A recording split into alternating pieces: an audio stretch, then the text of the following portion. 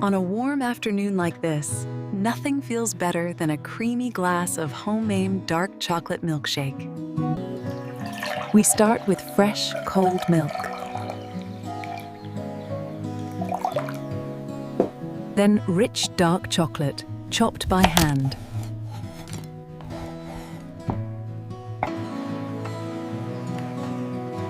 Gently melted to unlock that deep flavor.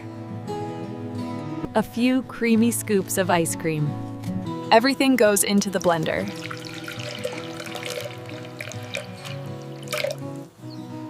That warm chocolate makes all the difference.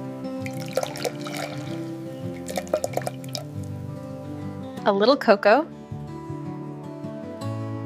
and just enough ice. Now blend until smooth and silky.